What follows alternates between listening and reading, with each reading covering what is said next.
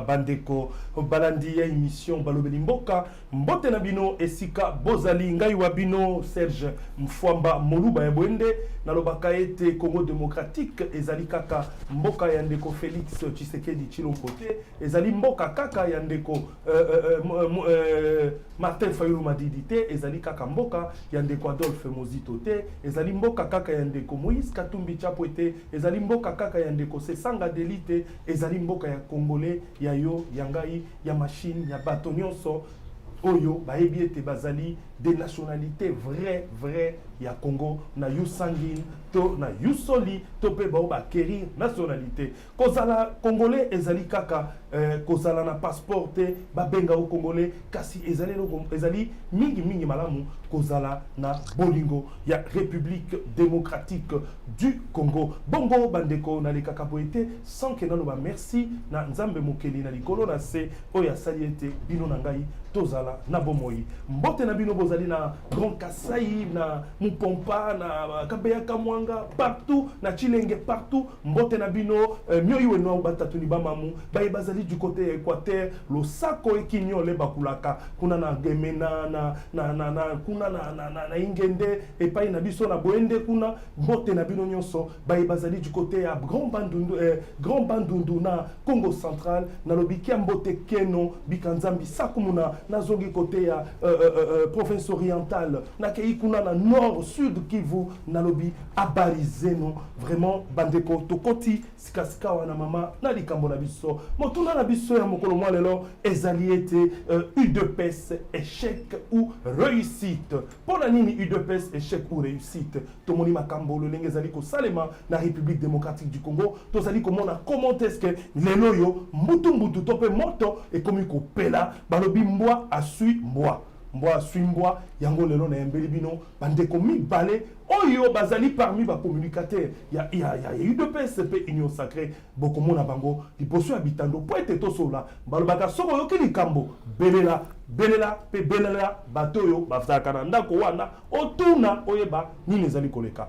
bongo na loboko na ngai ya mwasi na kotalisa bino oyo tobengi na kombo ya ndeko Yerusalema mwa mikolo mwa mingi nazalaki na mingi tango na kosala émission tolamuka kasi lelo nazali na émission balobeli mboka na yambili susu ndeko Yerusalema awa na kati ya nouvelle tendance Yerusalema mbote na yo ndeko pe boyi malamu na émission balobeli mboka mbote mingi journaliste amunene Serge Mfwamba effectivement et justement et Salim Kolebele na émission à balobeli mboka na komate et sengo ya kozwa invitation pour toi kolebela mboka ne tozobela ngoboy mais à tout seigneur tout honneur nazo pesa losako et pas fils de Sphinx son excellence Félix Antoine Tshisekedi Tshilombo pona diplomatie otozobenga gagnante apparente mais active parce que maye ndenge akomi komela mboka elekeli batu na ndenge bango babanda ko kansela et ndenge diplomatie ngo e monane et même na fin fois ya mboka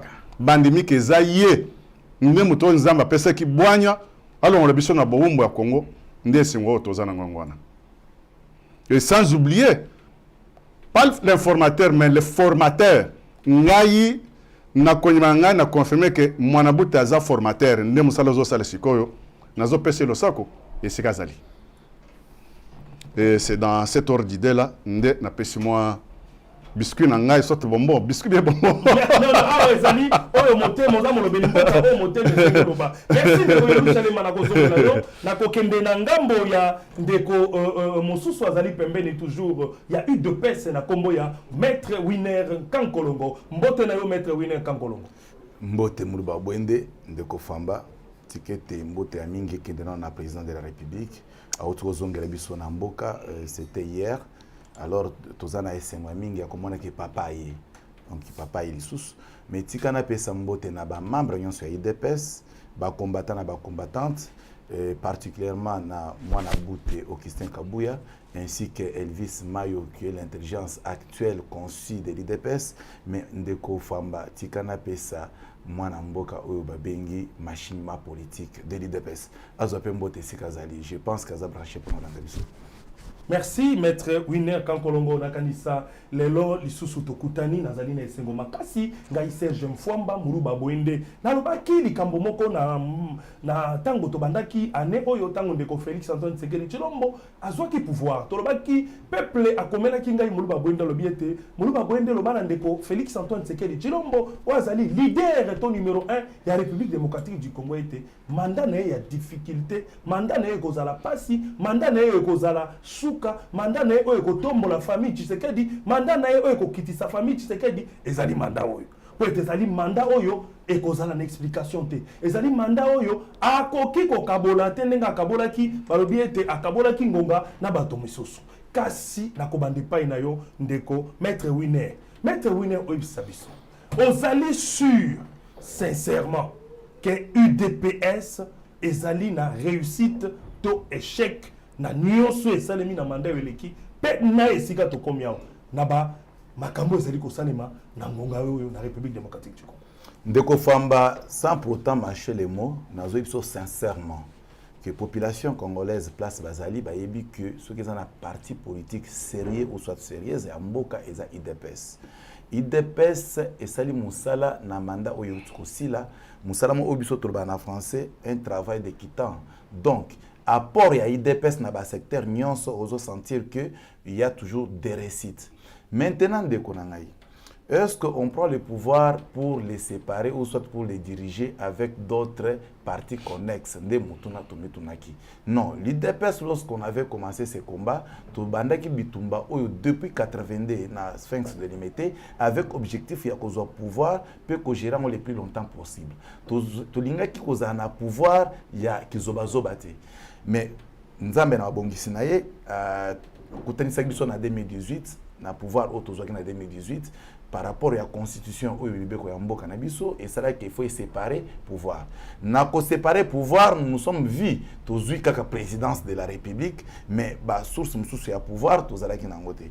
Et acte wana emekaki ko fragiliser moi mouké pouvoir na biso r tozoa ki en 2018, mais sinon ce que nous avons apprécié c'était par le fait que bande ko na biso nyonso totinda ki IDPS pembeni ya mokonzi ya mboka pona kosala musala na compte ya bayimboka basali musala na bango malamu parce que congolais nyonso akozala d'accord na ngai que na secteur chaque secteur oyo IDPS azali ko gérer réussite eza total ozozo secteur ya finance réussite totale quand on obéit secteur la finance et réussite totale au moment où secteur on est finance dollar bandé telemi likolo eko kitate eko matase ko mata quand on zoba likambo ya secteur ya finance mais quand ko ebisa biso na secteur nini ya finance au moni réussite secteur ya finance et matisaka dollar TP et kitaka dollar te mais bomba kan kita ya mboka et bombi kita ya mboka niveau ya ebombeli ya kita ya mboka ko bomba finance ya mboka en tout cas ndeko na ngai Kazadi abombi yango malamu congolais nyonso aza d'accord na ebombeli ya mosolo kuiba ya pamba bandai kozala te parce que nakala na kuiba te exactement batongo boko kanga boko bimisa bango wana yebani na population nyonso non wana il faut kozala na ba élément ils ont ba explication belé mais nazotalisa na ba na mboka que gestion ya finance na mandat na biso ya 2018 et salemi ndenge ba mandat mususu za kolekana te wana natangi ba mandat ba ndeko wana bakotaka na pouvoir na ndenge bakotelaki donc la population va comprendre que toujours le pouvoir à 18 ans alors ces gens là batikala ko sala répartition transparente na gestion ya mosolo ya mboka ezaki toujours na nyamu loi de finances soki ebimi application nango elinga ezala mosusu mais actuellement nous voyons que ndeko Kazadi a respecté la loi de finances ça c'est de deux aucun secteur et enseignement okuta ke tozana mwana mboka kuna Tony Mwaba aza moko ya IDPS okotala que c'est na volonté politique il y a chef de l'État n'a plus fois pesi na Tony Mwaba et sali que gratuité d'enseignement est vraiment effective le même Tony Mwaba a télémeli IGF à kota na secteur na été pour la contrôle te wana eza débat mususu wana eza vraiment non tango kolobake côté kuna réussite ya li ya enseignement mais tango IGF on nga côté pa na ye ya ko télémela inspecteur de finances basala mosala na bango okoloba réussite ya nini mais c'est ceux qui nazolo ba réussite eza par rapport ya apport oyo ye apesi na bayimboka Tony Mwaba a bondi pourvu que gratuité d'enseignement est effective dans la République démocratique du Congo. Mais contrôle financier, ils ont Gilles Alingeti, c'est tout à fait naturel de revenir dans la prérogative. Il faut à ça la contrôle, à passer sur le rapport et à contrôle. Nous sommes là pour empêcher, nous ça la contrôle. Tout ça n'a jungle. C'est comme ça que le baki. Pouvoir et transparence dans la République démocratique du Congo, le col pouvoir et IDPS, et très là que vous allez na mboka oyo. Yo so yo kana période na RDC depuis 1960 que un ministre bazo ça le contrôle le lengewana non et ça la maté. Maintenant que le peuple congolais va comment vivre biloko andengwana biloko bango bazali comment naté bien avant tout côté na pouvoir c'est que de dire que Sengo ils revenir na biso ba membre IDPS. To so ki pe wana te mon frère. Nous avons le ministère et intérieur. Tala lelo oyo ndenge ba kuluna na mboka oyo ba komi se retrouver na Afrique du Sud pendant sa formation. Or, les Koulouna que tu vois aujourd'hui, jadis, on ne dit pas que la criminalité est ici dans Mboka. On ne dit pas que Bakoulouna est ici dans Mboka. Nous disons que Ekiti, par le fait que Peter Kazaliazo ça effectivement mon salaire. Na lobby que toi la criminalité par rapport à Bakoulouna Ekiti. Pourquoi? Mon frère. Peter Kazadi, Oyo Lelo yo Congo Mobimba, Bayebi réalité que toi la Koulouna. Taux de criminalité est comme élevé et comme si ça arrive à 60% dans l'intérieur et comme à 95%. Oui. Il y a un lobby. Aux appels à droit repèse à vie mais à vie non un peuple congolais va constater qu'ils ont soloté. C'est que moi je dis ce sont des réalités chiffrées. Je vous dis que Bakoulouna au Bazaki jadis na République démocratique du Congo au Bazaki ça la rage bazo katabato à tout moment na moi tongo midi pourquoi Bakoulouna wana bakomi kozala na l'omimia donc c'est-à-dire Koulouna est silité mais Koulouna est Kiti. Pourquoi tout le monde est Kiti? Parce que bakomi yoka sangu que Bakoulouna bakomi que Afrique décide pendant sa formation. D'ici peu de jours, je vous assure que Bakoulouna n'a pas avion au chef de l'État. A outil comme ça la coopération avec Qatar, Bakoulouna n'a bis au soit disant Bakoulouna, Bangonde ba okumba ba avion wana. Boko surtout ka Koulouna za pilote. Boko surtout Koulouna azo kumba babenga monini. Biloko ya mayo nini. Donc, Bacano rapide. Bacano rapide. Ce sont nos jeunes Koulouna qui les font. Alors pourquoi nous avons mis ce mécanisme-là en place? C'est pour que Tali Saban Amboka Obazan un mouvement criminel qu'il faut qu'il y ait la possibilité de faire autrement et Boza Batoudine dans la société. Mais tout ça, c'est l'effort de Félix Tshisekedi Tshilombo accompagné avec l'IDPS que nous sommes. Mais Ndekonangai, biso tolobi boui. Parce que le pouvoir de 2018 est en congestion avec les autres. C'est comme ça que Tolobi Boy. Dans le pouvoir où il y a 2023, tellement que l'IDPS est majoritaire sur tous les plans, ils en ont l'Assemblée provinciale, ils en ont l'Assemblée nationale. Je pense encore que voir même dans le Sénat, ils sont toujours majoritaire parce que ils ont la capacité. C'est comme ça que tu proposes Boy. Il faut qu'au moins 85% des ministères ou dans le gouvernement récent ou reformé et pas moi dans Mboka au Kiste Kabouya, baza ba membre de l'IDPS. Nous avons des hommes capables qu'on peut encore ajouter comme les ministres. Je peux vous citer même leur nom parce que bazali est belé. Bazali est belé tout faut dans entreprise de telle sorte que l'IDPS est aura, l'IDPS est carte de santé, l'IDPS est sa population congolaise, ba promesse au papa les pères, attirer les peuples d'abord. Mon frère. Donc c'est de là que j'ai chute pour dire, tout le to lingi li sous-souté que au côté na IDPS par erreur d'accident que vous se retrouvez aux ADG mais entre ta machine politique à communiquer kaka. OK. Non. Voilà. OK, c'est bien na bozonga na motuna wana. Na ye pa ndeko kapuya ameka ko yebisa biso Yerusalema yebisa biso na o nyonso ndeko winera lobi. Nini ko yiko bakisa pe, nini yo yebi sincèrement que jusque les agos simbate. Est-ce que sécurité, sur le plan sécuritaire, sur le plan finance, est-ce que IDPS a réussi dans les Cambouans? Ndeko nangai oyo maître winera utukoloba alobi ndambu ngape na cogiter mususu. Pour que mboka oyo etambola et développer et longwa na boumbu il faut que IDPS ya. Au moment oyo que IDPS za na pouvoir nde ebandeli ya kolona bombo mundele. Parce que depuis que le Congo est Congo, tous avons toujours un esclavagisme. Homme blanc a sali moi semblant et a opéré son indépendance. Autrement dit, on a toujours indépendance en 1960. Mais indépendance c'est ça masqué. Mundele a modernisé l'esclavagisme. Il a donné avec gauche à Bendine à droite. Cet esclavagisme là, continuité nango, nde oyo ezopesa désordre na est bandeko na biso na est bazokufa tongo midi pourquoi oyo balingaki bakata biso etende ya mabele mundele imposer biso ba loi na constitution oyo ayelaka biso na bulu yekebele belo achaki mundele ndayelaki bino constitution mais constitution toujours ba oyo ya babelligérant non la guerre ya est c'est la France, sont des Américains, sont des Allemands, sont des Anglais. Parmi bato bango nde batindi biso même en Afrique du Sud na dialogue avec bato na bango ba agent na bango na ba loi oyo déjà travaillé sur mesure et retrouve même article 102 217 article 54 article 51 article 85 nous sommes les agaka ba répondant na bango. Il semblait que prof Mbata pe asa parmi bato ba rédigaka constitution. Non mais ce n'est pas tout. Mais ce n'est pas tout. Quoi disait c'est bien, mais par rapport à circonstances oba mikutelaki, mutuna mutu abanda koya na ba article na ye. Bon ceux qui sont banda ko article o ezamabe ko tsango te linga pesa mbutu mbutu. Oui dit que article a 217, article mususu ba 54 ko bon ba minoritaire ya ba tribu si konso. Et ote pas prof mbata te. Et ote pas ba mususu ba ndokolo miso ba bazaka déjà na makanisia mabe. Na gouvernement oh to ko la 5 ans. Ce qui dépasse mais passe n'a pas. Je peux te citer encore une autre personne. Oyo de Nangoï n'a ratangité. Le cerveau d'État, Jean-Pierre Liao. Depuis que Congo est à Congo, tu as un nombre, il y a des travailleurs, des fonctionnaires. C'est grâce à Jean-Pierre Liao a sali tourner Congo Mobimba, comité n'a fait un fond. Et là, on dit grâce à Jean-Pierre Liao. Mais laissez-moi te parler. Jean-Pierre même d'abord a tiré ordre. Jean-Pierre Liao a tiré ordre dans la fonction publique. Tu as vu nombre, les lois, il y a des fonctionnaires. À l'époque, il y a 18 ans, Moutoumoko a 15, 20, 25 matricules. Non, laissez-moi d'abord te parler d'abord. Oui.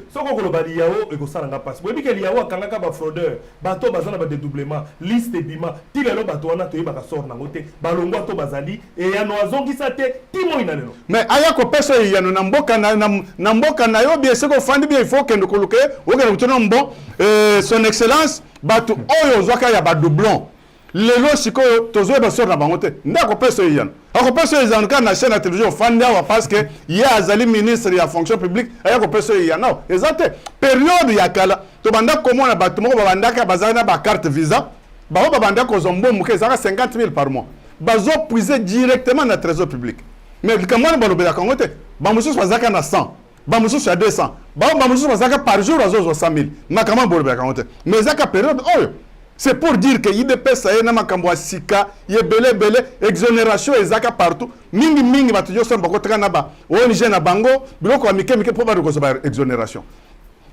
Ba capitaux banda ko s'échapper na trésor public. Mais c'est cette fois-ci grâce à grâce à IDPS.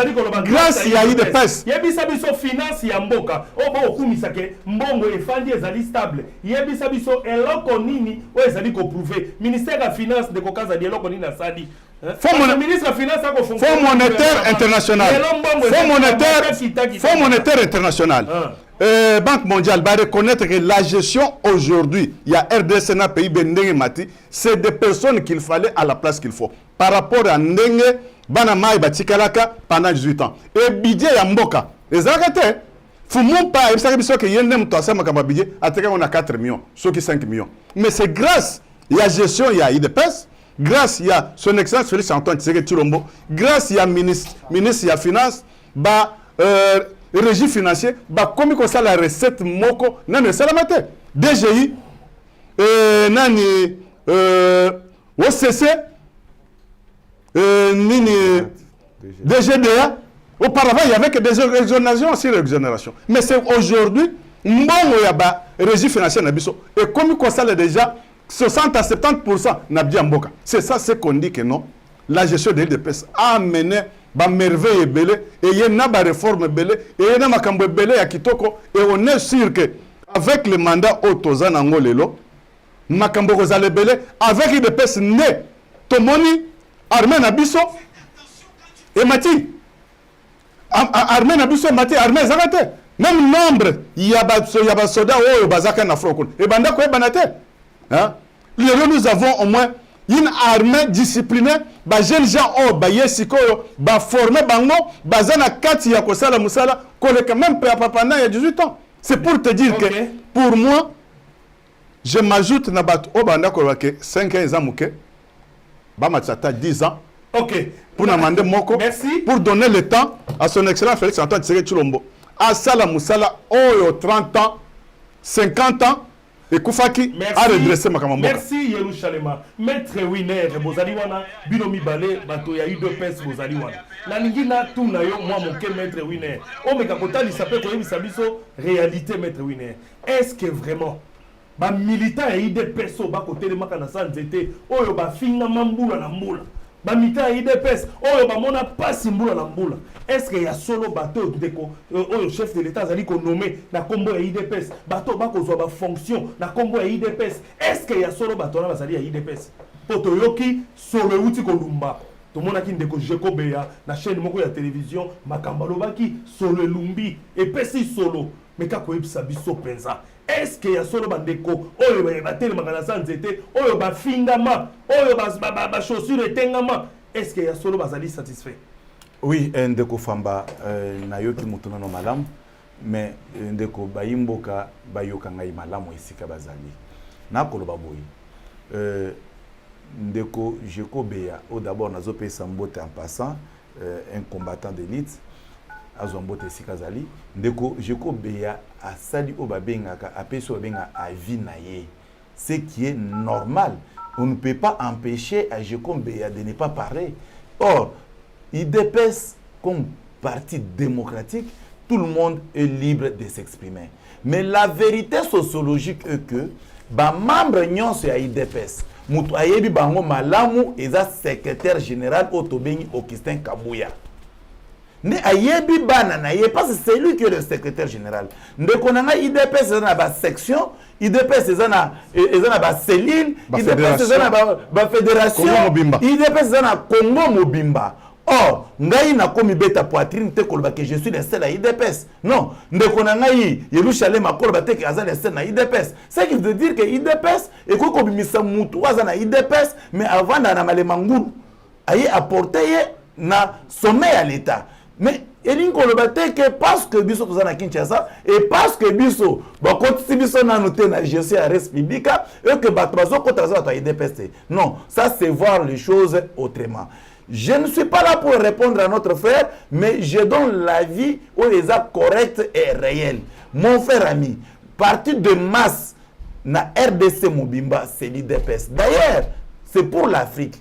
Après, ANC ya Mandela, en Afrique du Sud, c'est l'IDPS en RDC. Est-ce que vous avez un membre de l'IDPS? Maintenant, c'est concerne les combattants. Ndeko, biso tozoma ba combattant batema liboso par permanence na biso. Oui. Est-ce que qui vous a dit que ces combattants là basala comme salati? Parce que nga pena kena hôtel wana. Mais je suis avocat. Ce n'est pas dit que quand tu viens dans un parti politique et que icto facto il faut qu'un parti politique et personne comme musala. Non. Mais quelle est votre contribution dans un parti politique? On vient d'abord dans un parti politique, c'est pour contribuer dans un parti politique et amener de telle sorte que parti et que les musiques et matamakasi. Nous le faisons. Tous salango chaque jour, ba pinda, ba Yerushalema, ba machine politique. Donc nous sommes tellement ébellés, tous pèse énergie na biso, tous pèse mouké les autres na ba poche na biso pour continuer toujours à maintenir IDPS pourvu que IDPS est la torchon marchand ya bato mususu te. Mais qu'à cela détienne mon frère, est-ce qu'il faut qu'on tire ba membre yon sur IDPS en route? C'est là que nous disons non.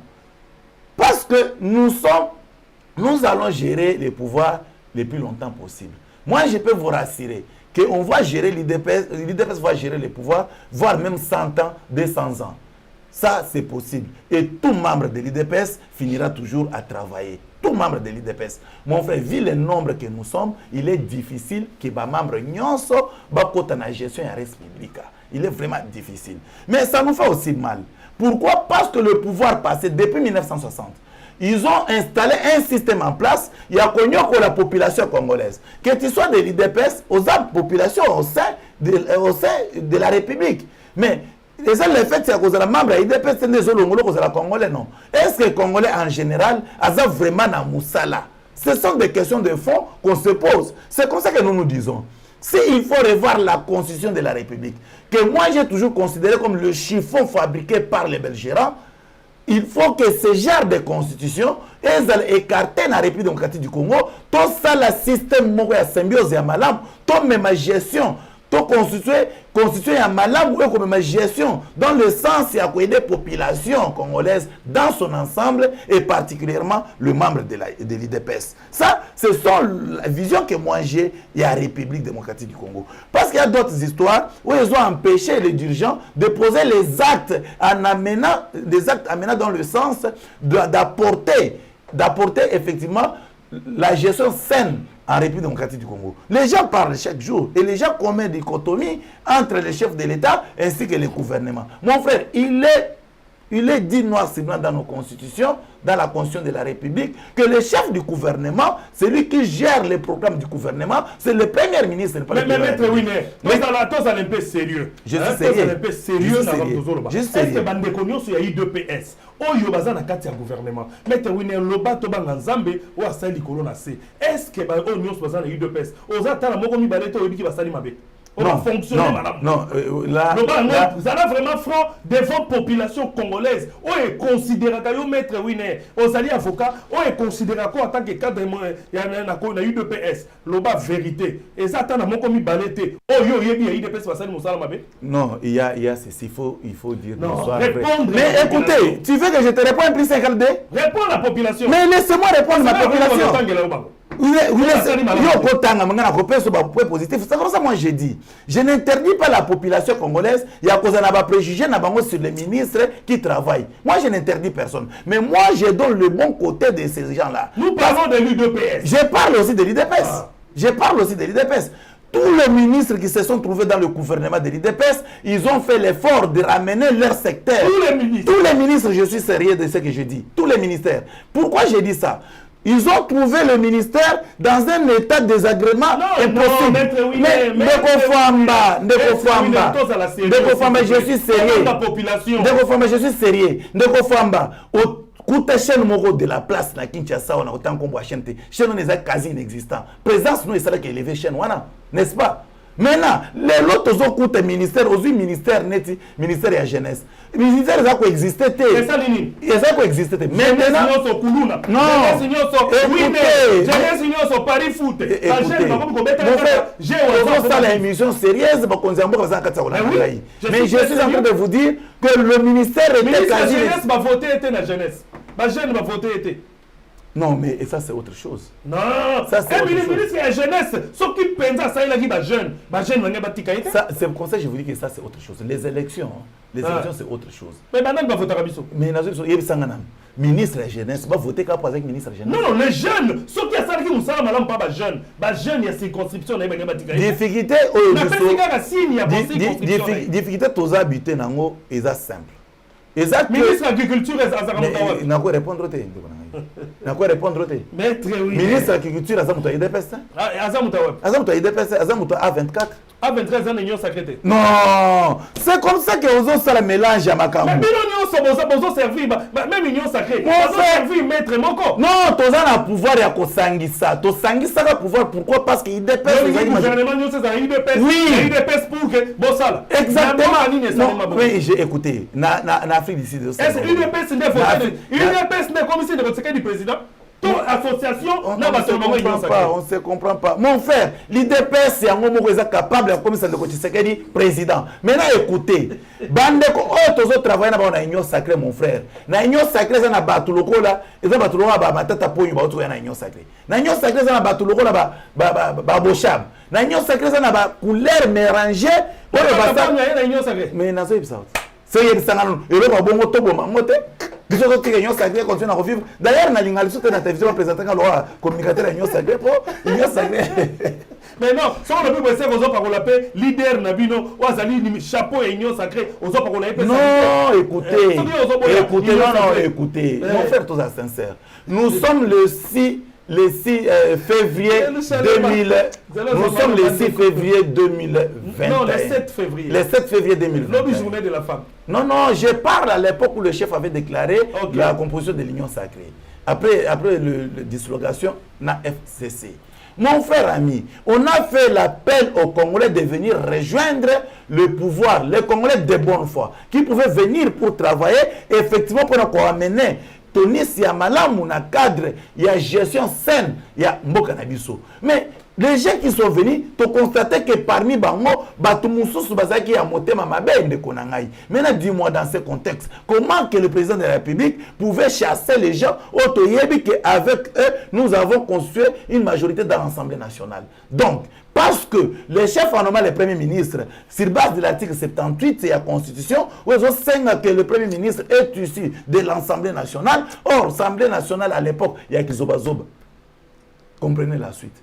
Ce n'est pas aujourd'hui que nous avons quand même quelques députés. Nous sommes le premier parti politique en République démocratique du Congo en réalisant beaucoup de députés. C'est de là que nous disons. Parce que l'occasion nous a été offerte, moi je demande à la population congolaise, ici je ne demande pas à l'IDPS, que ma population puisse prendre ne fût qu'une pétition, que nous changeons la constitution pourvu que notre population puisse commencer à se retrouver d'une manière facile. La constitution de la République ne permet pas au président de la République de poser aussi d'autres actes avec plein pouvoir.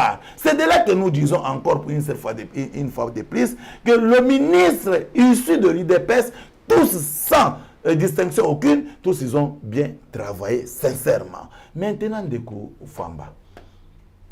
Non, s'il vous plaît, tout monopoliser, malobé pas tika orochité parce que tozana no moke na ye pas ndeko kapuya ndeko Yerusalema yo na ibi osakape moto ya sembo kolanda kaka o mettre winenga kolobate yebisa population balingaka yo na mumpompa na kabeya kamwanga na bakwa chimuna na chilenge na nini susu kwa beya nyonso babolanda yo lobango vérité.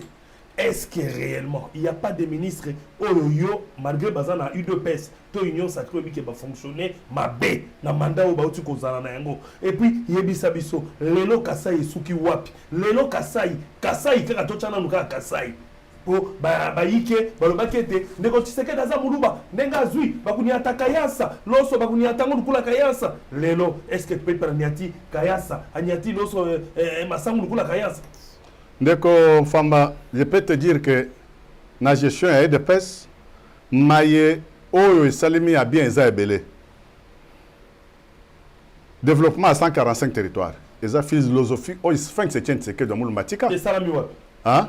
Wala butu kolobate salami wapi? Bon, ngana uti lo alaba. Je peux te dire que lo alaba na gestion ya maréchal Mobutu. Gestion à 4 ans il y a Musée Laurent Désiré Kabila. Gestion il y a 18 ans, il y a sénateur à vie. Toujours que l'Olaba est la capitale, il y a minéraux au Tozo Benga cobalt. Mais auparavant, dans l'Olaba, il y a Zagate, Maï Zagate, et l'Itilique Zagate, et l'Olaba est Zagaka, Bamaboulou, Oyo, après avoir exploité les minéraux, Maboulou Netikali est créé Maï, et comme on peut se faire insectes, Bangungi, Naba, insectes, Moussou, soit bateau, maladie. Kili ebele na zota bato mais le soko comme na là-bas na image na vision na esengeli ya son excellence Félix Antoine Tshisekedi Tshilombo là-bas comme na aéroport moko international là-bas azana banzela à 4 bandes na ba séparateur là-bas courant ezakuna 24/24 j'avais même assisté et oiseau inauguré non, quand moi je suis arrivé là-bas, je n'ai pas structure de communicateur là-bas. Mais j'ai communiqué dans mes propres frais sans avoir le soutien, il y a province là-bas. Je peux te dire que même son excellence Félix Antoine Tshisekedi Tshilombo, quand il a été élu là-bas, c'est grâce à la communication en Ngaï. Il y avait des communications à téléphone ouvert. Mais j'ai trouvé des communicateurs, il y a là Bazaka en dessous de la moyenne. Bazaka na Manduki. Mais bayebi ko chaba masasi na kati ya manduka na bangote bazaki na makambu nyonso ya ko faire convaincre ko faire changer batuna la ba soit ko faire convertir batuna la parce que courant zalité courant za la ba lelo maezali banzela ba ko chama ba kodro même na ba veni na ville alors là bazaki ville à la kodro mais j'arrive mais ce to comme na okatanga ce to comme na okatanga pas Jacques Abula. Mais dans Lumbashi aujourd'hui, Lumbashi devient encore de plus en plus modernisé. Mais j'arrive. Les gens, Batomandaki cause la que son excellence Félix Antoine Tshisekedi Tshilombo. Mais j'arrive. bato banda koza que son excellence Félix Antoine Tshisekedi Tshilombo kende au sala na Kasai pour balo que non il est tribal abandi ko sala que pas na bango abandi ka na lola hein mais c'est un Congolais, il est le père de la nation. Bandundu Mobimbo, bomoni. Oh, mais Bandundu yebi ke kure zakate. Soko okena Bandundu lelo zokuta lutiniki. Nani barrage oya Bandundu lelo. Bandundu est éclairé. Il y a des lampadaires, il y a du courant à Bandundu zakate. Bandundu ya kote ni. Wa mba. Na uti na kwa muntu, na moni eloko mokote. Ozali na kikwit.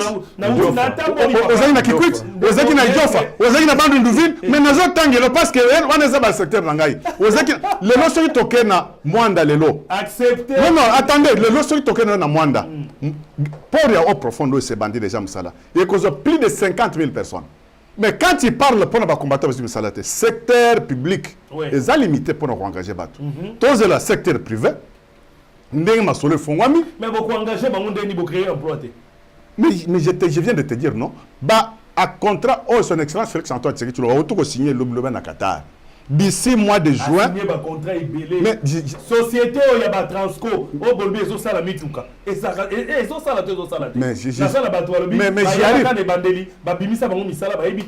Mais j'y arrive. D'ici mois de mai, plus tard du mois de juin, tu verras beaucoup de sociétés au Ekoyawa, beaucoup de combattants, beaucoup de Congolais en général, parce que Misala, les gars, pas de combattre, pas combattre. Ceux qui ont combattre, ils sont engagés dans Moussal. Parce que ça sera la même chose avec PPRD. Tous les travaux qui vont être créés, ils sont pour les Congolais. Et c'est nous, Bazali, ils sont pour les comptes des Congolais. Parce que on va élire son excellence Félix Antoine Tshisekedi Tshilombo, ce sont des Congolais. En plus, ils ont une structure à IDPST, basée à partir de IDPST, ils vont voter, ils vont voter, Moutia Boigna, Moutia Solo, Oyo. Allemagne d'Afrique, c'est comme ça que va voir. Dans quelques jours, le gouvernement Ebima, même avant le gouvernement, il y aura de bonnes choses, de meilleures choses par rapport à Ndenge Zagikala. Vous avez un mandat, mais vous avez un mandat très difficile. Likambonini entre Ndeko Jeko Beya, na Peter Kazadi, na Ndeko Kabuya. Likambonini, lelo, balobi mboa suimboa. Tolandi biso nyonso tomoni ndeko Jikobe a lobby à cœur ouvert à lobby ba vérité oyo esenga kialoba navandi peuple a bengingai parmi bato ba bengingai il y a des gens de l'IDPS oyo ba bengingai ba molu ba bwende likambo Jikobe a lobby ezali vérité ezali sincère nga lobby wana ça vous engage ça ne m'engage pas na koyamba bato ya IDPS na tuna pona nini makambo oyo leloyo na kati ya IDPS maître Winner. Je vous dis ceci. Jeko Beya est responsable. Responsable face, il y a des responsables au chef hiérarchique. On ne peut pas faire le mélange Yamakam. Numéro 1, il y a IDPS présentement s'appelle Augustin Kabuya. Peter Kazadi a occupé par rapport à IDPS. Peter Kazadi a un poste na IDPS présentement. Je peux vous confirmer que rien. C'est simple au cadre comme Joko Beya, c'est au cadre na IDPS. Peter Kazadi au cadre na IDPS. Moi d'invité. Il y a qui moi d'invité au cadre na IDPS. Comme Tshilombo. Comme pour Tshilombo, au cadre na IDPS. Tout ça, ce sont le haut cadre de l'IDPS, mais au bazar la responsabilité, il y a la gestion quotidienne de l'IDPS. La gestion quotidienne de l'IDPS s'appelle Augustin Kabuya, qui est notre secrétaire général. Maintenant, dans ce contexte, Ndeko Jeko, Azan n'a pas de problème, n'est peut-être personnel ou pas, avec Augustin Kabuya, ça ne peut pas concerner Maître Winner, ni moins Ndeko Paul Tshilombo, ni moins Ndeko Thomas Yerushalem. Ce qui veut dire, quand quelqu'un accuse l'autre, c'est que lui, il sait, le problème est papa, tout ça na politique. Tout ça na politique. Jeko Beya a accompagné la politique. Jeko Beya, c'est un politique. Quand il constate qu'il est peu comme politique, il a conservé l'intérêt comme politique, il a le droit de parler. Il a le droit de parler pour son compte. Mais ce que moi j'ai trouvé mal, c'est que Bisognon son sac moko. Non, Bisognon son sac moko, que ils ont toujours subir le problème au yé à Zanango présentement. Non, ils ont subi la moté. Na nyonso sali. mandat mobimbo avant to côté élection nyonso sali na mandat oyo oza ko se retrouver maître Winner. Je vous dis ceci. Parti essaie de reconnaître yo. Je vous dis ceci. Celui qui aime son pays travaille pour son pays. Celui qui aime son pays n'attend pas les retours de la part de son pays. Okay. Qu'est-ce que le pays nous donne? Le pays nous donne une bonne gestion. Moi, je ne peux pas crier au effort que qui sait Kabouya Zouanga Pechang analyse, soit na commis lettre la demande na côté c'est pour nous nommer. Non. C'est-à-dire l'État, parti politique, ils ont constaté membres et parti de là où ils se retrouvent, c'est comme ça que Bazo Zoyer. Ce n'est pas à moi de faire des bruits à la télé que nga Bazo Tiangaïté, Bazo nommé Ngaïté, tout ça non. Mais je n'interdis pas aussi non plus na bateau Bazo Salayango. Moi, je ne peux pas interdire à Jeko Béa de ne pas parler et de ne pas faire tout ce qu'il est en train de faire pourvu qu'il y ait pas à se retrouver dans le droit. Je ne l'interdis pas. Mais ici, quand même, je vais demander à nos autorités du parti, ça c'est une demande, que l'autorité à parti va tenir peu compte. Il y a moi, ma Moussou sous Jeko Béa Lobby. Parce que Jeko, en parlant, en réalité, il n'a pas aussi fait allusion. Il a pensé aussi aux autres. Ce qui veut dire que ayoki ba sont des cloches à Batumusus. O ba yibise ndeko biso jeko tala biso travail mingi metrati lelo ata fufu ya mwana kolia nanda ko ezate ndeko nanga jeko tala a des fois peut-être que jeko misambongo na libenga asunga ka bango na mwa komela mwa mai mwa transport mwa nini. Et quand il a fait plusieurs fois, on a constaté mais il le fait tout en étant nanda.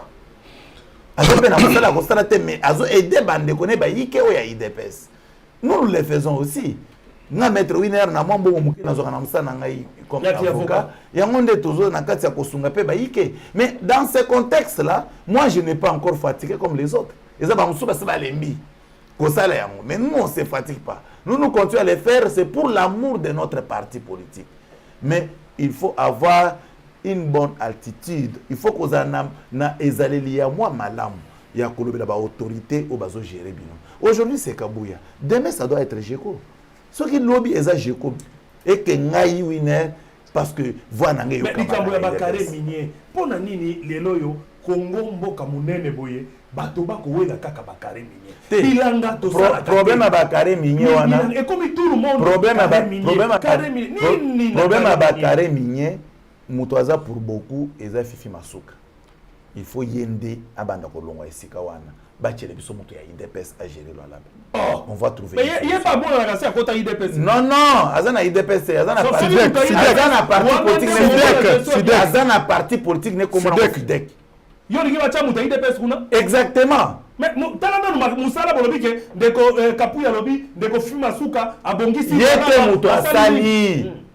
Eza ministre infrastructure nde mutu akiti na mbongo gouvernement basali ba travaux na banzela en caractère public à l'état. Eza fima suka te. Eza fifite. Mais si elle était bien cotée, mais Nalola Balinga va voter pour à 100%. Va voter à 100%. Mais mobilisation exécutée, communication exécutée. C'est bien côté, mais le chef Azo de la vote. Hein?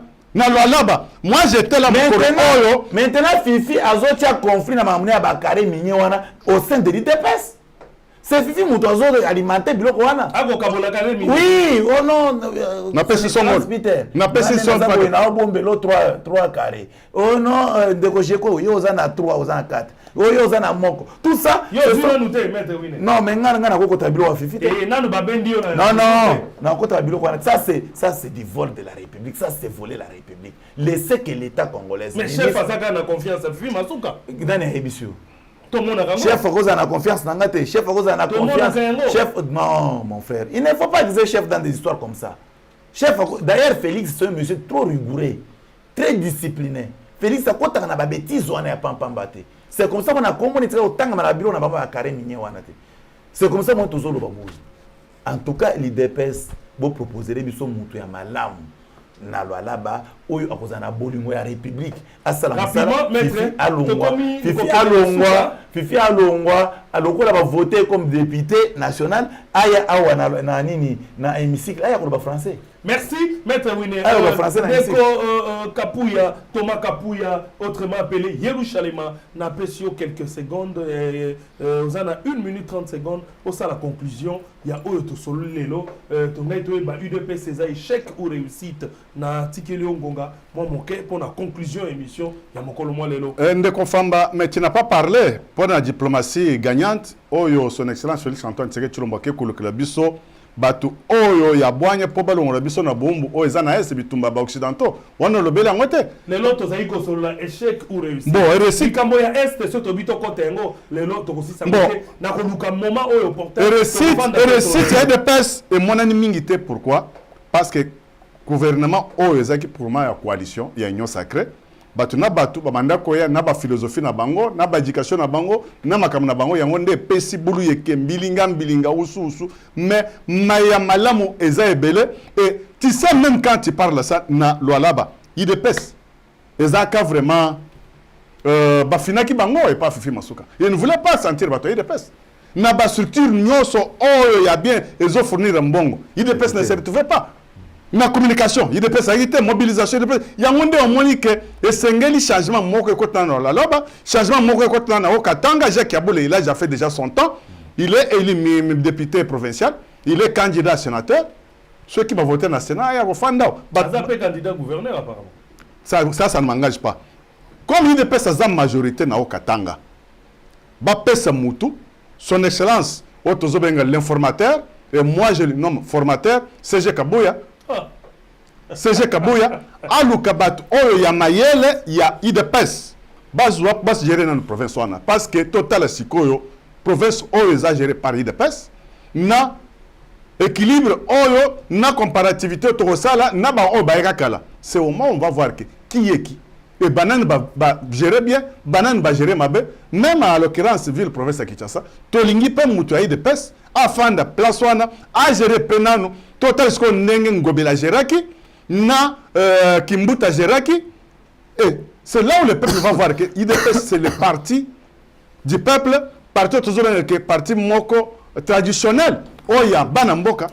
Et neto zeke makambo bien salema. Et je salue toujours l'initiative. Il y a CG Kabon. Mais Ero Baïsaka Jeko Beke. Voici ton chef. Manaboute. On a bolobela kangote.